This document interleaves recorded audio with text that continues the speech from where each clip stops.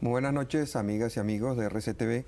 Hemos invitado al doctor Carmelo Lauría esta noche para hablar sobre unas declaraciones muy interesantes que él acaba de dar. El año 96 y 97 han sido años privilegiados para el Estado, para ese Estado que en una oportunidad describimos como omnipotente. Durante 1996 los precios del petróleo subieron sustancialmente, la producción de petróleo de Venezuela aumentó considerablemente, de manera que nuestros ingresos petroleros fueron muy superiores a lo que habíamos estimado. La otra gran fuente de ingresos del gobierno también creció, que fueron los impuestos. Los precios de la gasolina fueron aumentados, en algunos casos hasta en un 1000%, o sea, 10 veces el precio que tenían antes.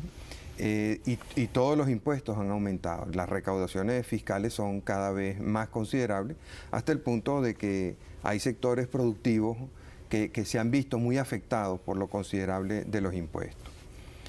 De hecho, tales han sido los ingresos del Estado, que se ha visto en capacidad de perdonarle los impuestos a algunas de esas empresas multinacionales que vienen a invertir en Venezuela. No a las empresas venezolanas, que sí tienen que pagarlos completos, pero muchas de esas inversiones extranjeras están siendo exoneradas del impuesto a las ventas y se está reconsiderando la situación de impuestos sobre la renta para ellas, para que paguen menos, así como se está pensando permitirles llevar su contabilidad en dólares, lo cual también resulta mucho más beneficioso porque no tendrían que pagar impuestos sobre la inflación como tienen que pagar las empresas venezolanas.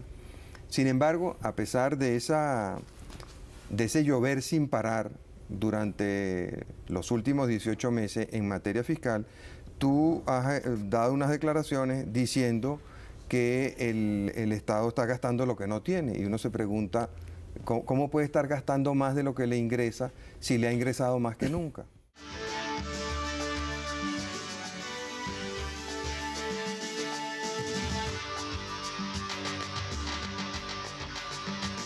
Mira, buenas noches, Marcel. Hay dos cosas adicionales que valdría la pena agregar al 96 de tu análisis. El Estado tuvo un fuerte ingreso fiscal también por la devaluación que hizo sufrir a los venezolanos, que si tú la ves de diciembre a abril fue aproximadamente de un 250%. Cuando el dólar pasa de 170 a los casi 500. A los casi 500. Y además hay el impuesto más dañino, que es el impuesto de la inflación, que habría que sumárselo a eso, que fue de 103%. En ese orden de idea es que un poco estamos tratando de que el país y el gobierno sepa la verdad. Tú y yo, Marcel, somos hijos de médicos.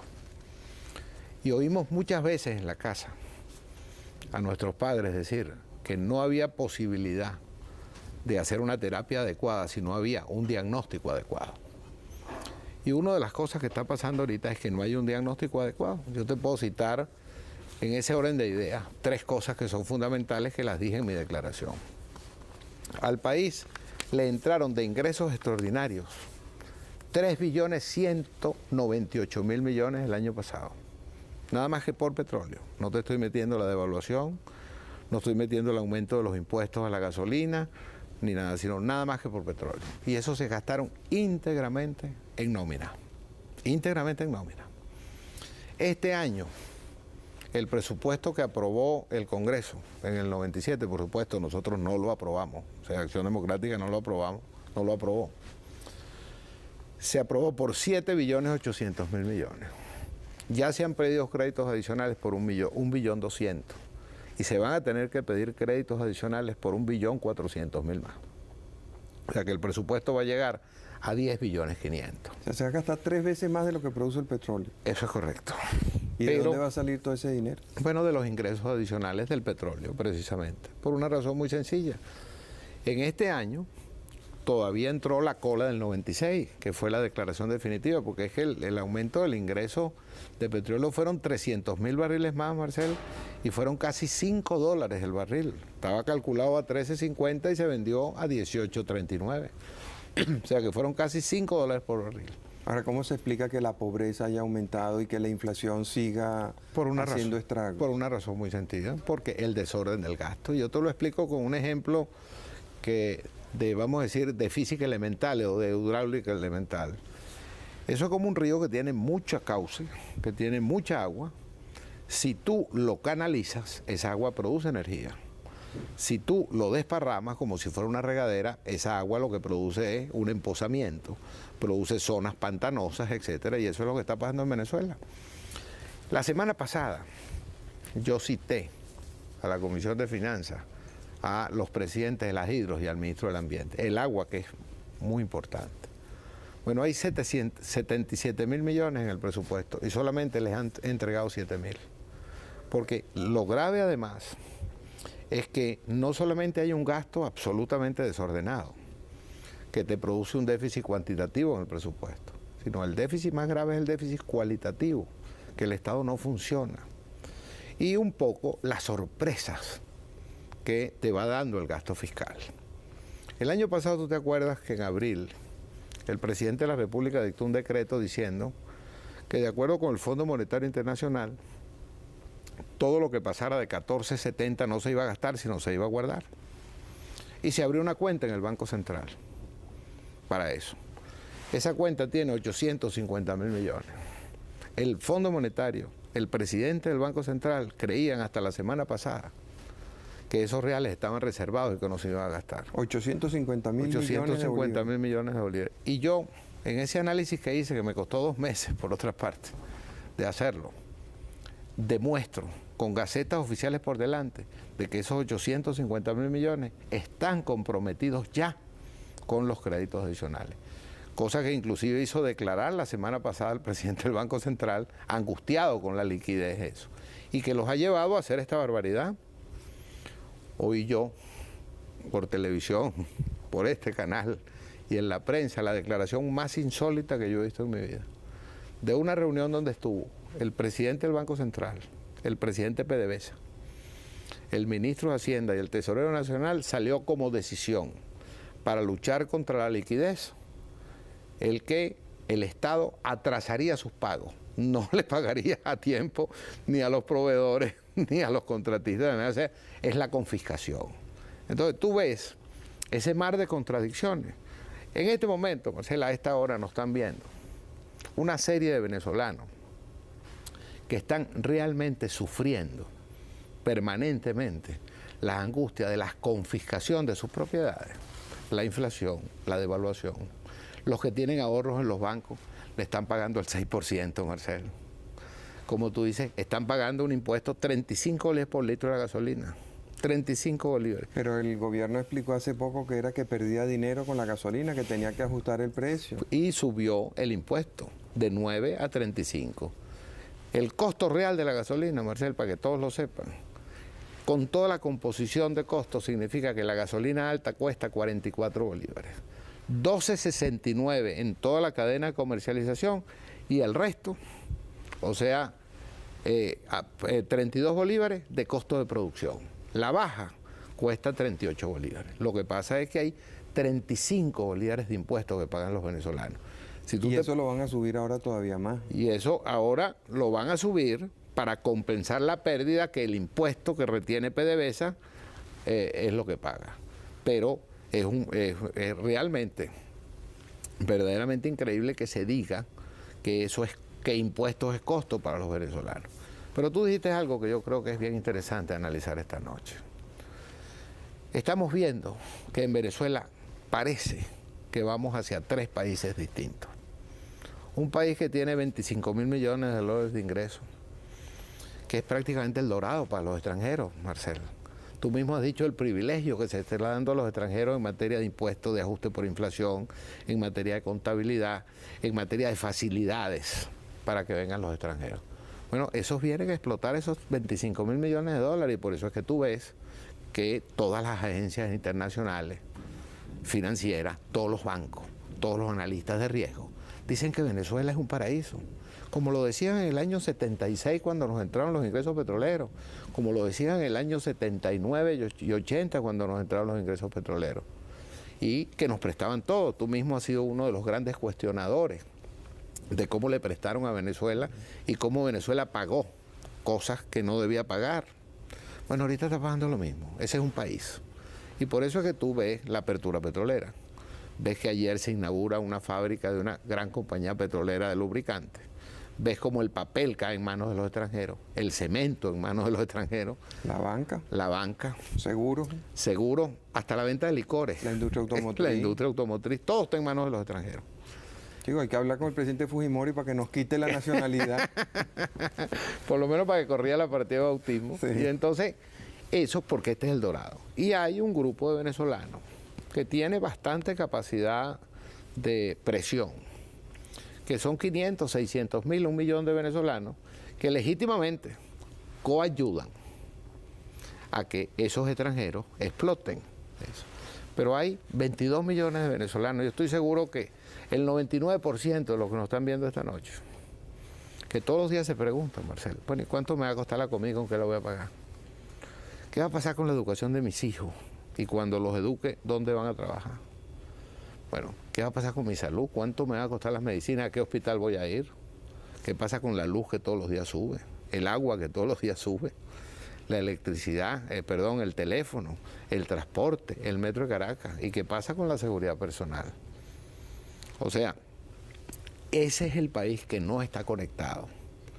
Y es el país que está financiando eso, que significa el Dorado para los extranjeros y que significa un grupo de privilegiados venezolanos. Ahora, ¿qué es lo que hace que el Estado venezolano y quienes lo regentan sean tan sordos a estos clamores? Porque como tú decías hace un momento, en 1976, 77, mucha gente alertó, incluso desde el 75, mucha gente alertó lo que estaba pasando y vino los problemas que vivimos en 77 y 78 cuando empezamos a tener...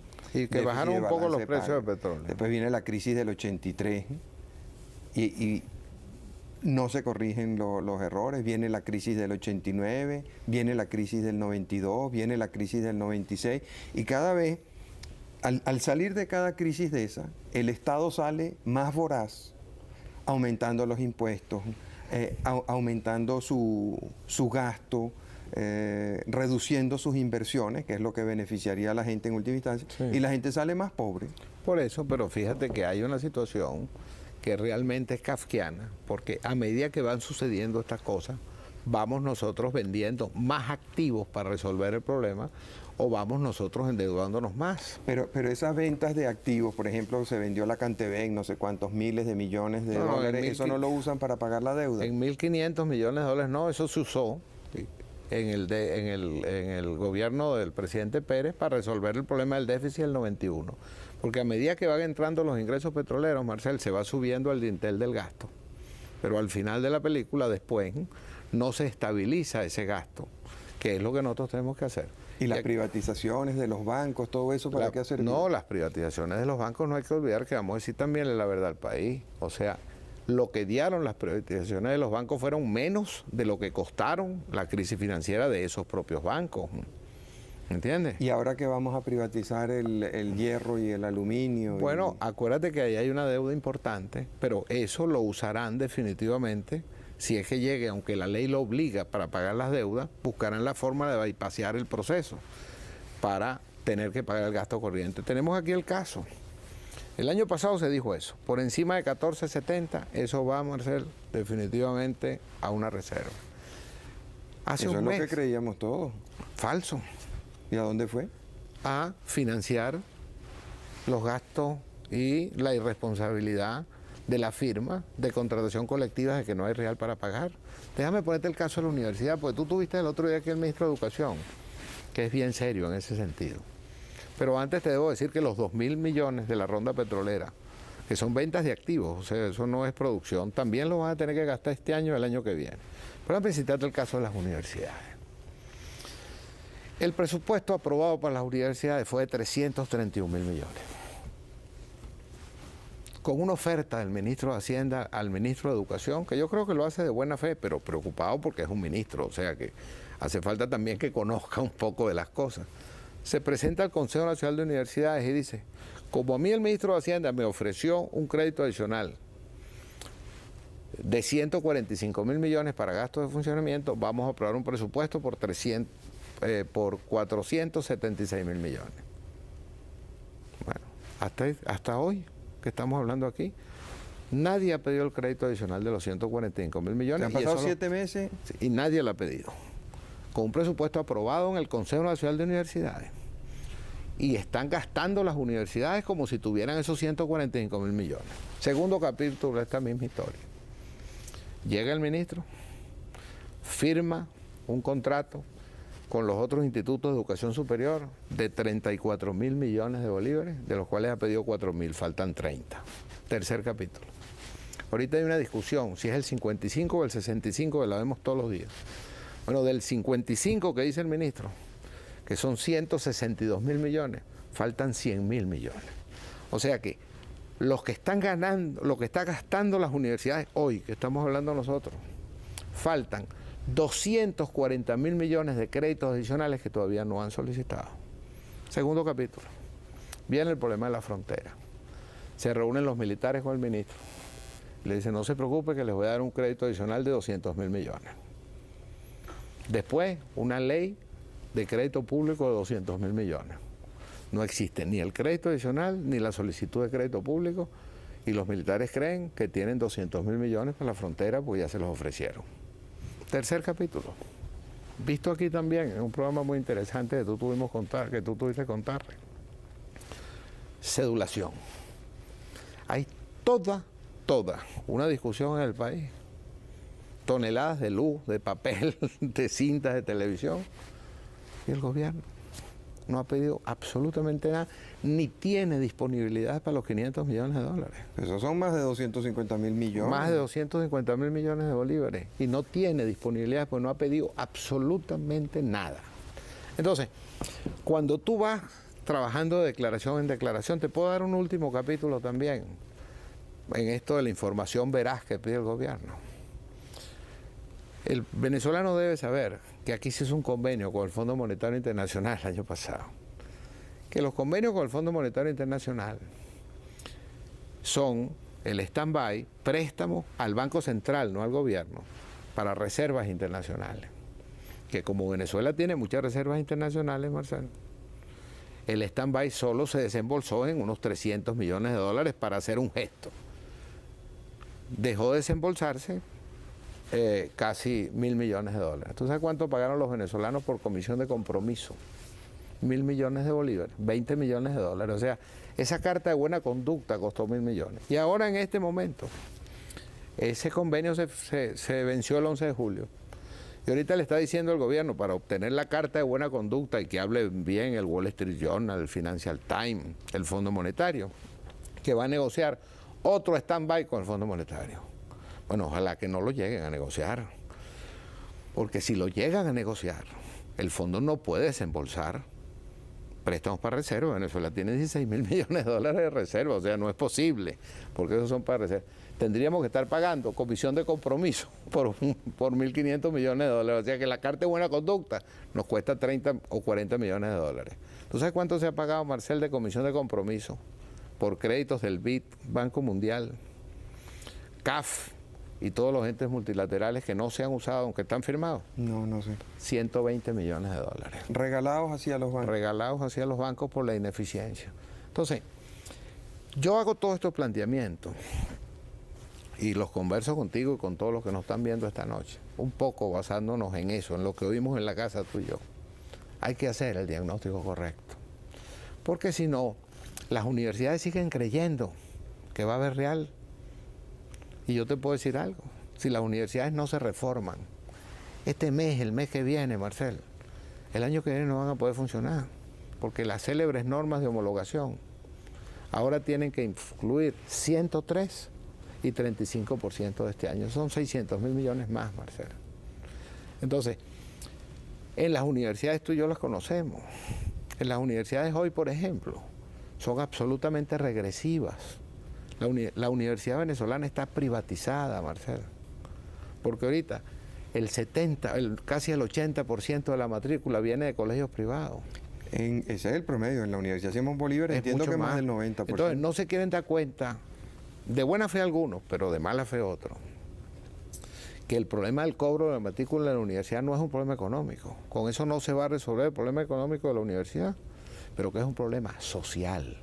Porque ahorita es absolutamente regresivo que tú le pongas a pagar a 20 millones de venezolanos la educación gratuita, a un hijo de Rockefeller que si quiere venir a estudiar a Venezuela, estudia medicina, abogacía, letras, comunicación, gratis. Es regresivo, es un absurdo. Vamos a cumplir unos compromisos, pero mientras te oigo todo este catálogo de problemas, pienso que tenemos dos caminos, o sea, para atenernos a las realidades, ¿no? Uno es la privatización de PDVSA, o sea, para pagar todas esas cuentas, el gobierno venezolano va a tener que vender a PDVSA, como de hecho ya ha vendido unos pedacitos, pero va a tener que venderla toda porque nadie aguanta ese ritmo de gasto. U otro es el consejo que le dio el ministro Aguiar a Monseñor Moronta, que como cura se ocupara de las cosas de la iglesia y no se metiera tanto en los problemas de todos los días. Está bien. Ya regresamos.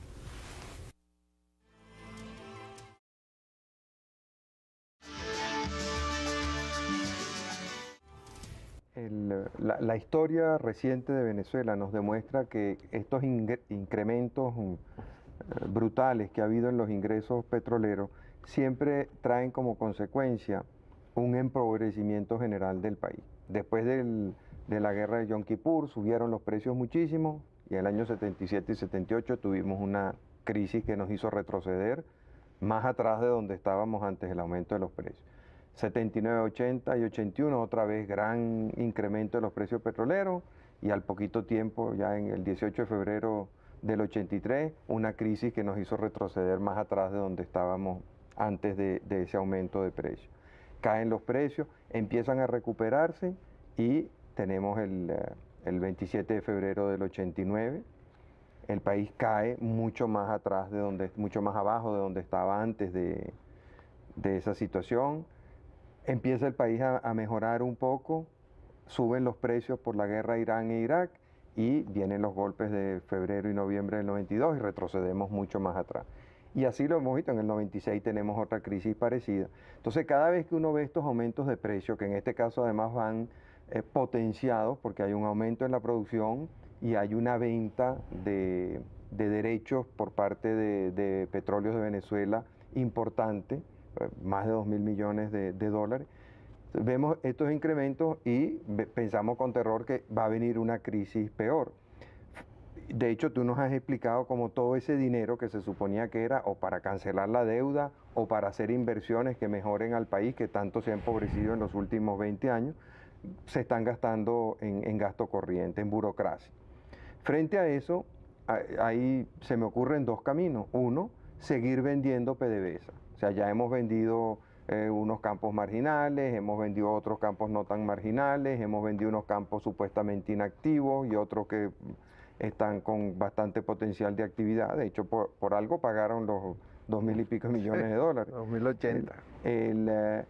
PDVSA ha empezado a utilizar una técnica gerencial muy interesante, que es la del outsourcing, pero que en el fondo lo que quiere decir es que están privatizando distintos sectores del negocio petrolero. Y ahora anuncian una gran reorganización que me imagino, como las cosas nunca son lo que le dicen a uno, y están diciendo que no es para vender, sino para racionalizar, me imagino que debe ser para vender y no para racionalizar. Ese es un camino. Y el otro es que todos los venezolanos sigamos el consejo que el ministro Aguiar le dio a Monseñor Moronta, y es que nos quedemos callados la boca. O sea, que Monseñor Moronta se ocupe de la iglesia, que tú te ocupes de tu casa y yo me ocuparé de la mía. Tendremos problemas con nuestras mujeres, porque ellas están muy contentas de que no nos metamos allá. Pero esas son las alternativas. Bueno, fíjate, yo quiero empezar por la última observación de Aguiar a Moronta. A mí me preguntaban algo sobre eso y yo decía lo siguiente. Creo que Aguiar debe ser uno de los grandes críticos del Papa Juan Pablo II. Si hay alguien que ha demostrado que es absolutamente compatible la preocupación social con la labor espiritual es Juan Pablo II. O sea, Juan Pablo II ha sido un hombre que ha abierto la iglesia. Es un hombre que ha demostrado profundos conocimientos económicos. Mira, la encíclica que celebra los 100 años de la Rerum Novarum es una encíclica que es una doctrina bien importante como doctrina intermedia en materia económica. La preocupación por los niños, por la familia, y sin embargo, desde el punto de vista espiritual, creo que es el Papa de este siglo que ha mejor conservado los valores espirituales. Casos como los de Moronta, como los de Monseñor Porras, como los de Padrón, como el mismo Monseñor Velasco, tienen que ser bienvenidos en Venezuela. Nosotros no nos debemos olvidar nunca que uno de los hombres que exponenció la democracia, a quien probablemente le debemos nosotros parte de la democracia, fue a Monseñor Arias. Yo creo que Moronta, Padrón y todos esos obispos, para citar estos y para citar a Porras, están haciendo una labor bien importante. Puede ser que yo muchas veces no comparta sus puntos de vista, es perfectamente legítimo que ellos no compartan los míos, pero eso es una necedad, porque eso es una falsa interpretación de la doctrina evangélica, que al César lo que es del César y a Dios lo que es de Dios, porque la verdadera interpretación es que los sacerdotes tienen que ser ministros del culto cuando están en el culto, pero tienen que darle a los hombres también su contribución y su talento y sus capacidades. En ese sentido quiero enfocar realmente eso. Entonces el camino que nos queda es vender a PDVSA así, ¿no?, por rolitos. Yo creo que no, y te voy a explicar por qué. Yo creo que la venta de PDVSA sería un gran absurdo. Un gran absurdo porque en Venezuela, Marcel, tenemos que reconocer que somos un país petrolero y somos una economía petrolera, que no podemos ni alabar ni satanizar, sino ponerla en su justa medida. A mí de PDVSA me preocupa más en este momento que una venta que los venezolanos no vamos a tolerar y que no debemos tolerar. Me preocupan esas desviaciones, o sea, que lo que tú dices de que si no se racionaliza bien toda esta programación de PDVSA, yo te voy a hacer otra comparación más dramática, que ojalá no signifique ningún pronóstico, porque yo desde que el astrólogo se equivocó no hago pronóstico, pero a mí esta venta de estos contratos de servicio se me parecen bastante a las concesiones de Pérez Jiménez en el año 56. Bueno, si tú lees, hace poco leí una entrevista, creo que fue la última entrevista que dio el ministro Longo Cabello, que fue el ministro que manejó eso, y cuando tú ves lo que él dice, porque es bien parecido a lo también por ese tipo de necesidades. Y después pasó lo que pasó. Ahora, ojalá, te repito, esto no signifique ningún pronóstico. En el caso de PDVSA, hay una situación que quiero tratarla aquí con mucha franqueza.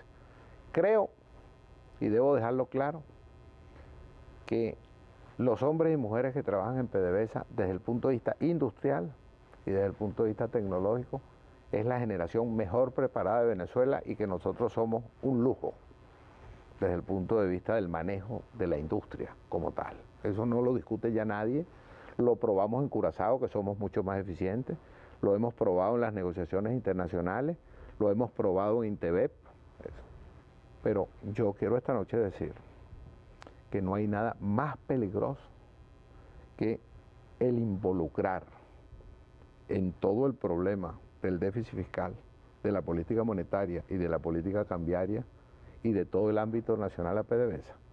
Es más, cualquier personaje avisado en este momento, Marcela, tendría que estarse un poco como pensando un rato si alrededor de PDVSA no estamos creando un papa negro. ¿Tú te acuerdas, ya que estamos en la discusión de la iglesia, que en un momento determinado se decía que el superior de los jesuitas era un papa negro por la gran influencia que tenía en la conducción de la iglesia, porque los jesuitas habían dominado a la curia? Bueno, aquí puede pasar lo mismo. Aquí podríamos estar creando con todo este esquema, si no lo cuidamos bien, un papa negro en PDVSA, porque ahorita el gobierno depende, como tú mismo estás diciendo, depende de lo que haga PDVSA. O sea, si PDVSA... Porque es que hay algo también muy grave, Marcelo, que hay un cálculo que tenemos que recordar esta noche. Del año 95 al año 97 vamos a estar produciendo, Marcelo, exportando un millón de barriles diarios más, 1 millón más, o sea, el 33% más. Entonces, todo este oxígeno depende de PDVSA. Si no hubieran vendido estos 2.000 millones de dólares, no tuvieran con qué pagar este año y mucho menos el año que viene.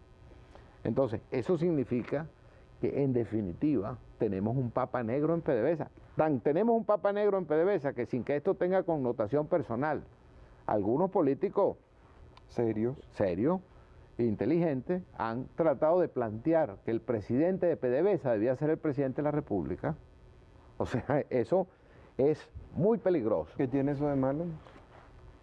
Tiene de malo el hecho de que no se puede politizar PDVSA, que quien maneja PDVSA debe dedicarse a tiempo completo a manejar PDVSA como empresa, pero que tú no puedes en ningún momento ni politizar PDVSA, y aquí te voy a dar la razón fundamental por qué PDVSA no es privatizable. Porque quien controla PDVSA, si no es el Estado, controla la economía del país, y la controla por mucho tiempo. Tú no puedes cambiar. No fue por simple capricho que Carlos III estableció que el subsuelo era de los venezolanos. No fue por simple capricho, Marcelo, sino por una gran capacidad visionaria que el Libertador, que toma toda la legislación francesa e italiana, no se queda prácticamente con nada de la legislación española, mantiene solamente la cédula real de Carlos III en la Constitución de la República, porque ahí está el corazón del país. Entonces, lo que yo no puedo aceptar como válido es que se quiera politizar PDVSA en ninguno de los dos sentidos. Ni el gobierno interfiriendo en PDVSA, ni PDVSA interfiriendo en la política. Ni que nosotros nos coloquemos como mercaderes a vender o a liquidar PDVSA total o parcialmente, de una manera solapada o de una manera directa, para resolver un problema estructural que no está ahí, Marcelo. El problema estructural de Venezuela está en que nosotros tenemos que entender que el Estado no puede seguir subsidiando una nómina de venezolanos que no produce. Mira, si somos sinceros, nosotros tenemos 3 parámetros en conductas sociales y económicas. Tenemos a la Iglesia Católica, los que somos cristianos. No hay sino que apelar a una carta de San Pablo a los apóstoles, donde te dice la carta: señores, hay que trabajar para poder comer. Y lo único que se justifica es que todo aquel que no pueda trabajar se le ayude a comer, pero todo el que trabaje, todo el que quiera comer tiene que trabajar. Y te puedo citar la parábola de los talentos y toda la doctrina que significa que hay que producir. Después el marxismo. El marxismo como doctrina económica te dice algo mucho más crudo: el que no trabaja no debe comer, o sea, mucho más inhumano. Y después el capitalismo, ya bien sea neoliberalismo, el capitalismo clásico, que te dice que hay que producir. Eso es lo que hay que hacer en Venezuela. No hay otra alternativa que esa, Marcel. Y yo inclusive decía, porque todo esto parece una declaración retórica, yo le decía a los ministros, y le decía al propio presidente, y lo digo por aquí en televisión, yo pido que se tome una sola medida mañana. ¿Por qué no hacemos una cosa, Marcel? ¿Por qué en vez de seguir pagando con cheques, con abonos en cuenta, duplicados, pagando suplentes, pagando que no trabaja, tomamos una medida? Todo el que trabaja en el Ministerio de Educación tiene que dar clase. Todo el que trabaja en la universidad tiene que dar clase. Y una tercera, que es la más sencilla: vamos a pagarle solamente a los que van. No analicemos si van a trabajar o no van a trabajar, sino a los que van. ¿Por qué no abrimos una taquilla de que solo se le pague el salario a la gente que lo vaya a cobrar? Para que tú veas que se reduce la nómina del sector público en un 20%. Esta mañana se lo decía el gobernador de Guárico. ¿Sabes lo que me dijo el gobernador de Guárico? Mira, Carmelo, tú tienes tanta razón. Y hace 3 meses lo hice en la policía de Guárico. Bueno, eliminé 370 policías, de que eran gente que cobraba, que no estaba cuando los mandé a venir a la taquilla. Ya ni siquiera fueron a cobrar. Ni siquiera fueron a cobrar. O sea, por eso que te digo, ¿te acuerdas aquel célebre chiste español que el tipo va en la mañana y dice: mire, pero aquí no hay nadie? Ah, me dice: no, es que en la mañana no viene, en la tarde es que no trabajan. O sea, entonces yo lo que estoy hablando es que esas son las cosas sencillas que hay que hacer. Y eso es lo que nos puede permitir salir. Ahora, yo no quiero, te repito, hacer pronóstico. Yo me acuerdo de 2 libros tuyos que quiero recordar esta noche, porque es bueno que lo lean. Pues tú te ves un poco retirado de la política, o sea, no de la política en el sentido de partido, sino en esa labor pedagógica. Debo decirle a los que de nueva generación que me están oyendo, a los que Marcel llegó a tener 10% en las encuestas en un momento determinado. O sea, que era bastante en aquel momento donde los partidos estaban bien sólidos. Me acuerdo que conversamos mucho sobre eso. Bueno, ¿tú te acuerdas de aquel libro que tú hiciste, La generación de relevo? Bueno, a mí me preocupa precisamente que esa generación de relevo no haya tomado el papel activo que tú recomendabas en ese libro. Yo me acuerdo que yo también di varias conferencias sobre eso. Y el otro libro tuyo, el Estado omnipotente, que también planteaba esto casi como una consecuencia necesaria de un Estado paternalista, de un Estado protector, de un Estado que no entendía la correcta administración de los recursos. Bueno, esos libros deben entrar nuevamente en vigencia, y van a entrar nuevamente en vigencia, Marcelo, porque es evidente que en este momento hay que conectar a esos países con esa Venezuela de 22 millones de habitantes. Entonces mucha gente me dice a mí, bueno, Carmelo, pero tú no te das cuenta de que eso genera pesimismo.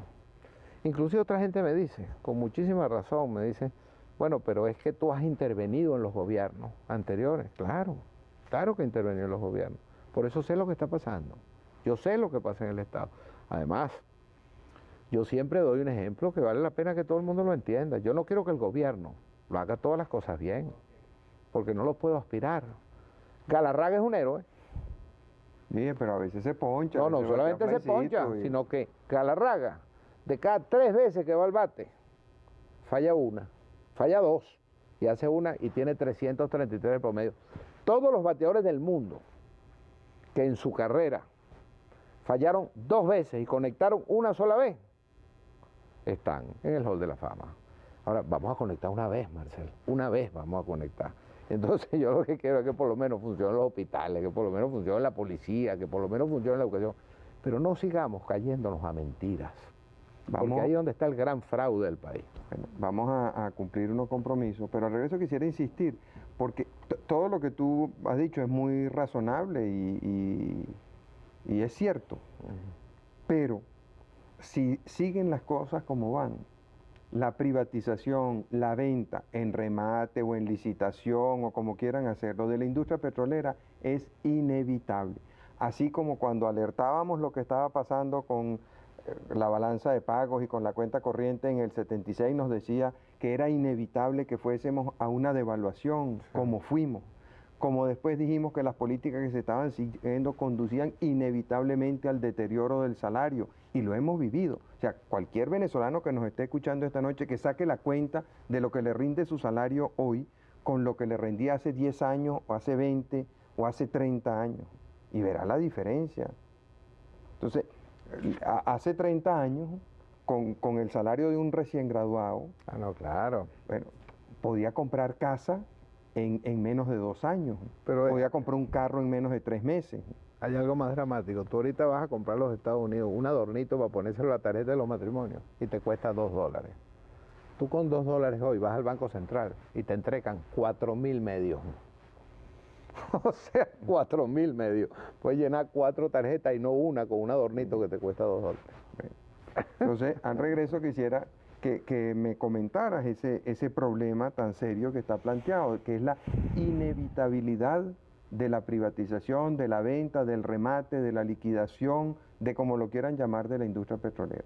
Y de hecho, como una provocación adicional te digo que en esta reorganización de PDVSA que se está comenzando a realizar, hay indicios bien claros de que la intención es privatizarla, así por rolitos, por pedacitos, ¿no? Ya marcaron los sectores que se van a privatizar y los sectores que se van a conservar. Y de hecho ya hemos visto que está, o sea, con estas licitaciones que hubo el mes pasado y con el outsourcing, como le dicen, hemos visto ejemplos de esa privatización. Ya regresamos.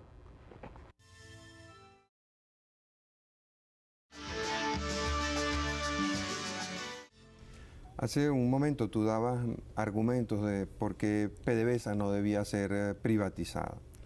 Yo personalmente no comparto esos argumentos. O sea, a mí me parecería muy bueno que se privatizara siempre que ese dinero fuese a ser bien empleado. Lo que me preocupa es que yo siento que las políticas que se vienen siguiendo hacen que resulte inevitable. O sea, el gasto del Estado sigue creciendo de una manera desorbitada, descontrolada. Tú decías que parecía un río fuera de cauce, y esa es la impresión que uno tiene, y ponías ejemplos de cantidad de gastos que se están haciendo para los cuales no hay presupuesto, los cuales significarán nuevos endeudamientos. Hemos visto la inflación haciendo estragos en el país. Ahora han inventado esa figura de que a la gente le consideran que la inflación es una ganancia que tuvo, entonces le cobran un impuesto sobre la inflación que fue provocada por las políticas del Estado. O sea, donde la gente es víctima de la inflación y después es víctima de la voracidad del Estado cobrando un supuesto impuesto sobre eso.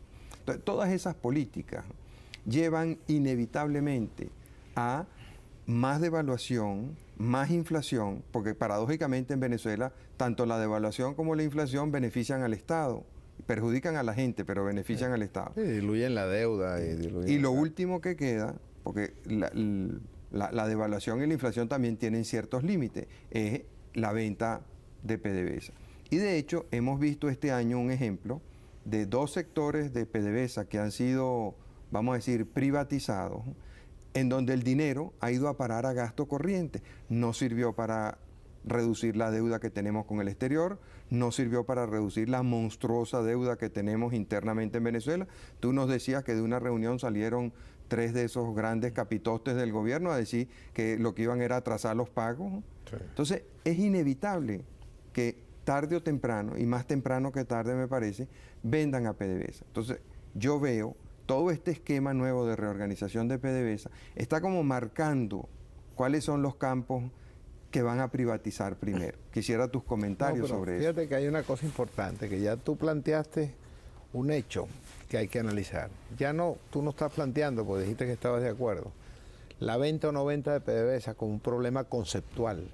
Sí, por lo menos para mí no lo es. Por eso te digo, si no lo estás planteando como que si lo vamos a vender por lo que tú estás diciendo como una consecuencia lógica, prácticamente lo vamos a malbaratar porque lo estás haciendo por necesidad y no por desarrollo, que es una de las cosas que habría que discutir. O sea, no, claro, lo que es a nuestros hijos o a nuestros nietos, lo que les va a quedar va a ser el repele. Es el repele. Sí. Entonces, ¿qué es lo que sucede?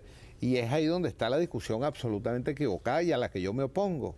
O sea, yo me opongo a la venta de PDVSA y a una privatización de PDVSA para malbaratar un proceso sin tú rediscutir qué es lo que va a pasar con la propiedad del petróleo. Porque fíjate que hemos llegado hasta el punto de colonización que si hay alguien que hay que pasarlo para el Seguro Social, lo sacas de PDVSA, si hay del CENIAL, lo sacas para PDVSA, cosa que es absolutamente absurda. Y estoy de acuerdo contigo en que los procesos, como siempre, por debajo de la mesa, son procesos peligrosísimos porque van presentando realidades totalmente distintas. Hay una cosa que tú trataste también en tu tema, en tus preguntas, en tus observaciones, que yo creo que debemos tratar esta noche, o sea, para tratar de ver globalmente el proceso, que es el problema de la inflación. Mira, Marcel, el año pasado nosotros tuvimos una inflación de 103%. El año pasado tuvimos una devaluación de casi el 250%, de 170 en diciembre, terminamos en abril en 500. El año pasado tuvimos aumento del precio de la gasolina, de casi 10 veces el aumento. Tuvimos aumentos de una serie de productos que estaban atrasados y la inflación fue 103%. Ahora, el gobierno está presentando como un gran logro que la inflación este año va a ser 35% puntual y 50% promedio. Mira, Marcelo, yo quiero decirte con absoluta franqueza, 35% puntual y 50% promedio, sin devaluación, con ingresos adicionales del petróleo, con controles de precios, con no pago de las obligaciones del Estado, es bastante más peligroso que un 103 con todas las cosas que pasaron el año pasado. Entonces, no sigamos viviendo embuste, y ya eso volvemos lo mismo. En el año 90, ¿te acuerdas que en el año 89 fue una inflación muy grande por la devaluación? Dijo el gobierno de Pérez que el 90 se había controlado la inflación. Mentira. Nosotros, el año 90, 91, 92 y 93 tuvimos una inflación del 35%, que es la cosa crónica. Y aquí vamos a la actuación de Banco Central, que es gravísima. Porque el año pasado la inflación fue de 103 y el control de la liquidez era que había 1 billón en TEN. Pero el año pasado, Marcel, el Banco Central pagó intereses de TEN, 380.000 millones. Dinero de la maquinita, dinero inorgánico. Para entender lo que significa esa cifra, en seguridad total de los venezolanos, el gobierno gastó nada más que 94.000 millones. O sea que se gastaron cuatro veces más. 4 veces más en seguridad. En la educación universitaria el año pasado, Marcel, se gastaron 280.000 millones. 100.000 millones más se pagaron en intereses de TEN. Debo decirte algo, Marcel. Y esos son unos intereses negativos. Sí, o sea que eso está empobreciendo además a claro, todos. porque eso además genera así mismo inflación, porque retroalimenta la inflación y favorece a los 1.000 personas o los 2.000 personas que tienen TEN, esos que vienen al Dorado que hablábamos al principio del programa. El año pasado, Marcel, se gastó en educación básica 220.000 millones y en TEN 380. Ahora este año, Marcel, el año pasado los TEN terminaron en 1.600.000 millones. Este año, Marcel, los TEN van por 2.500.000 millones. ¿Tú sabes lo que significa eso? Que si juntamos todos, sumamos todos los bolívares que tenemos en el bolsillo, en billetes, todos los venezolanos, en todas las cajas registradoras, esos son 614.000 millones nada más. 4 veces menos que los TEN. ¿Y cómo los va a pagar el gobierno entonces? Entonces, fíjate que ahí es donde te quiero decir. Lo mismo comparado con la reserva. No, es una especie centrífuga que tiene que seguir creciendo. Es una centrífuga. Yo creo que esa es una buena definición. Entonces, si tú sumas eso a los pasivos laborales que no están en ninguna parte, que son pasivos los del gobierno. Los del gobierno. No, porque o sea, ellos no los tienen en su contabilidad como lo tienen las empresas. Cuando yo le ¿Cómo lo van a pagar? No sé. Cuando yo le pregunté a los ministros Pero tú tienes que saber, tú eres presidente de la Comisión de Finanzas. Estoy averiguándolo. No, yo tengo que saberlo, porque yo no tengo los datos, tiene que saberlo el gobierno. Yo estoy haciendo precisamente un censo porque el gobierno no me lo da. O sea, ellos aprobaron la tripartita. No saben cuánto es. Cuando yo le pregunté a los ministros, le dije, díganme cuánto es. Me dijeron, no, lo que tenemos es tendencia, no tenemos cifras. Entonces, ¿qué estoy haciendo yo, Marcel? Tú sabes que yo aprendí a sacar mis números poco a poco. Yo le mandé un formulario a cada uno de los ministros y a cada uno de los institutos autónomos que me dijeran cada uno cuánto debían. Pues si el gobierno no es capaz, yo tengo que hacerlo. Pero hay algo más importante. Es como la deuda externa que salimos, sí. Que salió el ministro de Hacienda. Sí, y ¿te acuerdas? Arturo Sosa, en paz descanse, con un telegrama, dígame cuánto le debo porque nosotros no tenemos contabilidad. No hay contabilidad. Para el presupuesto del 88, tú sabes muy bien como empresario que eso te genera pasivos corrientes. Los 5 días de vacaciones, los intereses, el aumento de las construcciones. Bueno, no hay un bolívar.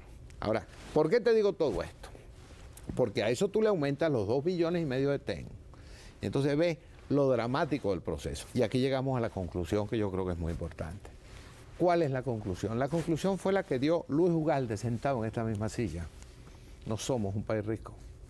Somos un país pobre que tiene que empezar a trabajar. Y yo sí te digo una cosa.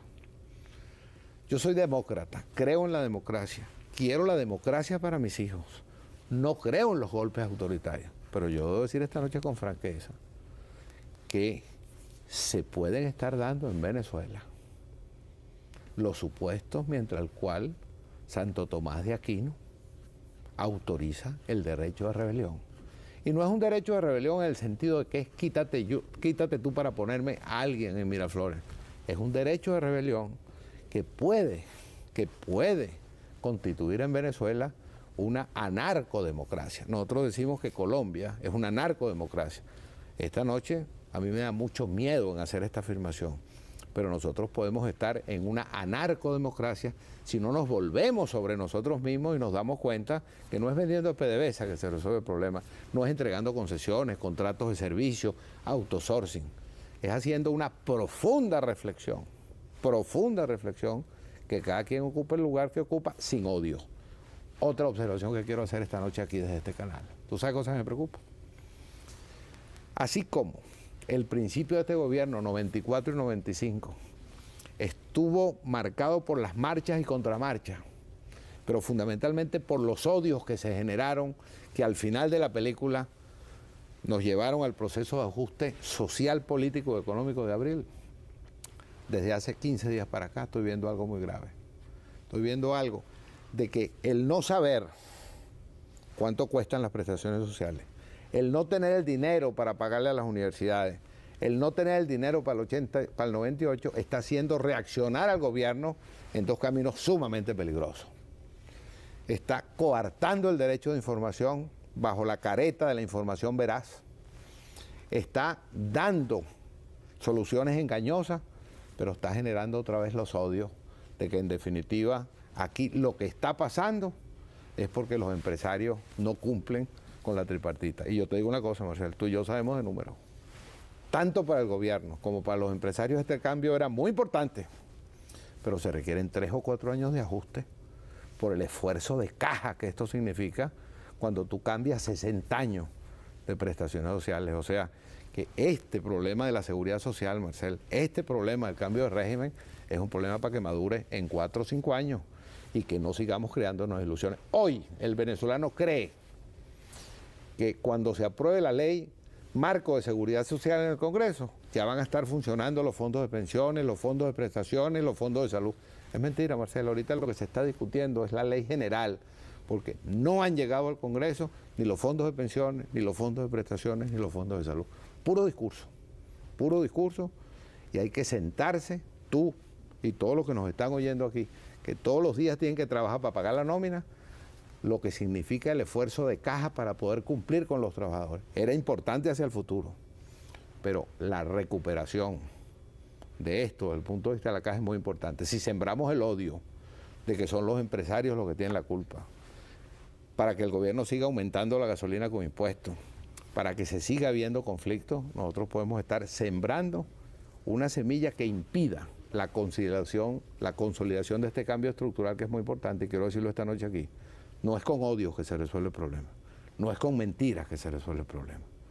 Es, como decían tu papá y mi papá, esos médicos viejos de familia, es con el diagnóstico correcto y la terapia que seamos capaces de aplicarnos a nosotros mismos que vamos a resolver los problemas.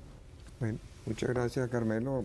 Lamento que hayamos terminado en esta tónica tan pesimista, diría yo, pero es verdad, hay que reflexionar sobre eso. Es realista, yo diría que la reforma laboral ha provocado unas expectativas que por lo pronto el sector público no va a poder satisfacer y muchas empresas privadas tampoco van a poder satisfacer. Y las soluciones, como tú dices, no son inmediatas, van a tomar años. O sea, componer el seguro social no se puede hacer de la noche a la mañana. Bueno, ahorita el seguro, Marcel, perdona que me alargue, hay 150.000 personas desde hace 3 años que cumplieron los 60 años o los 55 si son mujeres, que cotizaron sus 750 semanas y que su planilla todavía no ha sido procesada. Con el régimen viejo. Y seguimos pagando y seguimos pagando.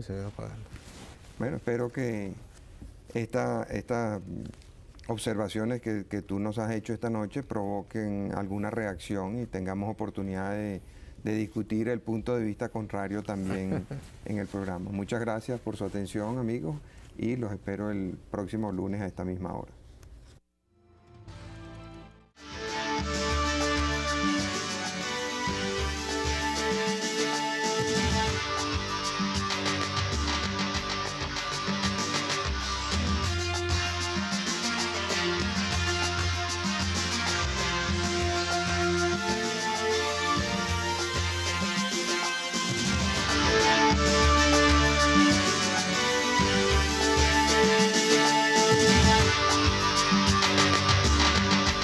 Las empresas venezolanas. Sin embargo, a pesar de ese llover sin parar durante los últimos 18 meses en materia fiscal, tú has dado unas declaraciones diciendo que el Estado está gastando lo que no tiene, y uno se pregunta, ¿cómo puede estar gastando más de lo que le ingresa si le ha ingresado más que nunca?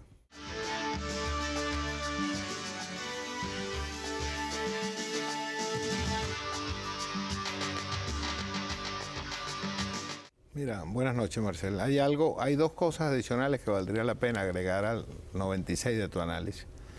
El Estado tuvo un fuerte ingreso fiscal también por la devaluación que hizo sufrir a los venezolanos, que si tú la ves de diciembre a abril fue aproximadamente de un 250%. Cuando el dólar pasa de 170 a los casi 500. A los casi 500. Y además hay el impuesto más dañino, que es el impuesto de la inflación, que habría que sumárselo a eso, que fue de 103%. En ese orden de idea es que un poco estamos tratando de que el país y el gobierno sepa la verdad. Tú y yo, Marcel, somos hijos de médicos.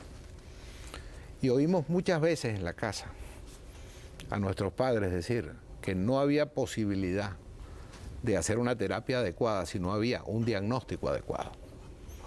Y una de las cosas que está pasando ahorita es que no hay un diagnóstico adecuado. Yo te puedo citar en ese orden de ideas 3 cosas que son fundamentales que las dije en mi declaración. Al país le entraron de ingresos extraordinarios 3.198.000 millones el año pasado. Nada más que por petróleo. No te estoy metiendo la devaluación, no estoy metiendo el aumento de los impuestos a la gasolina, ni nada, sino nada más que por petróleo. Y eso se gastaron íntegramente en nómina. Íntegramente en nómina. Este año, el presupuesto que aprobó el Congreso en el 97, por supuesto, nosotros no lo aprobamos. O sea, Acción Democrática no lo aprobamos, no lo aprobó.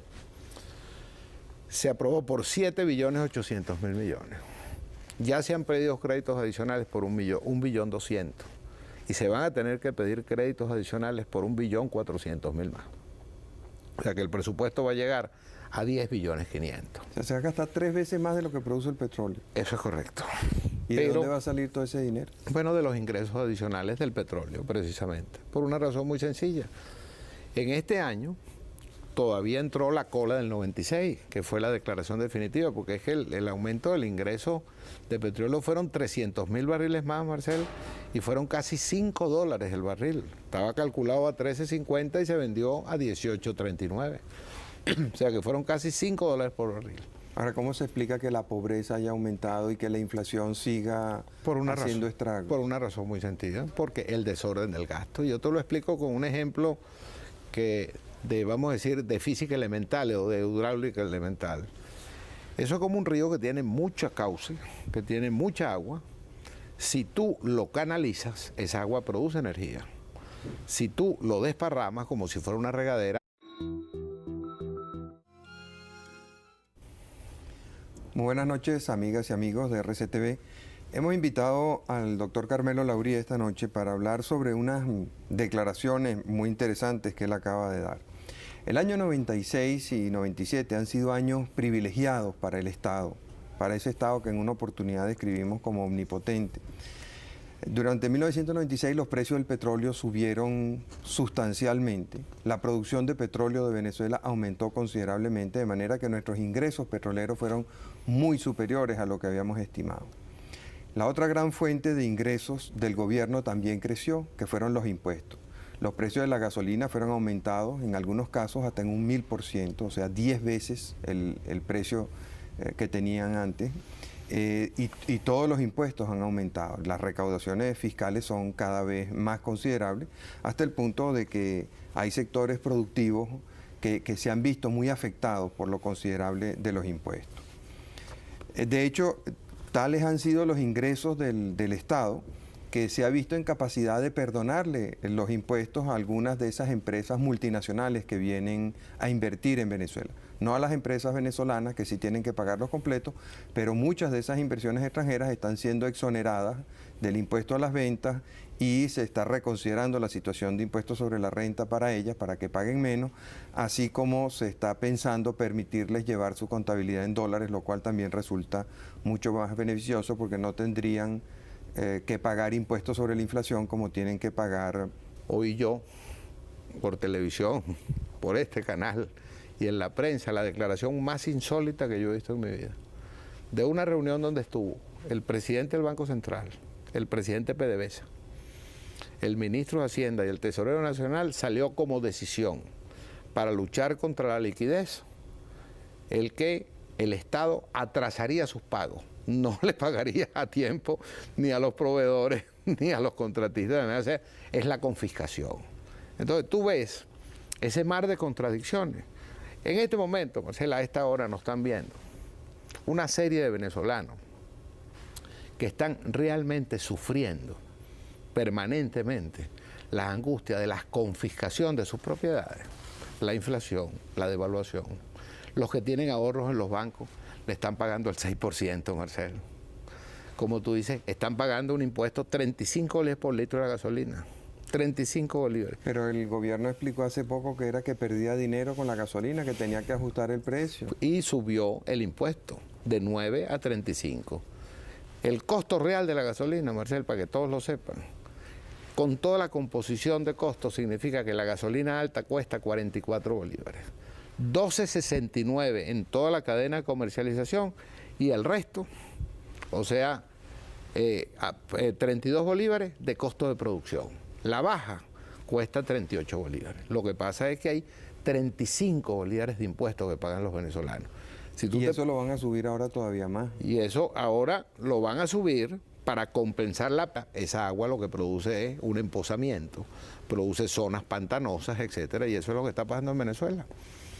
La semana pasada yo cité a la Comisión de Finanzas, a los presidentes de las hidros y al ministro del Ambiente. El agua, que es muy importante. Bueno, hay 77 mil millones en el presupuesto y solamente les han entregado 7 mil. Porque lo grave además es que no solamente hay un gasto absolutamente desordenado, que te produce un déficit cuantitativo en el presupuesto, sino el déficit más grave es el déficit cualitativo, que el Estado no funciona. Y un poco las sorpresas que te va dando el gasto fiscal.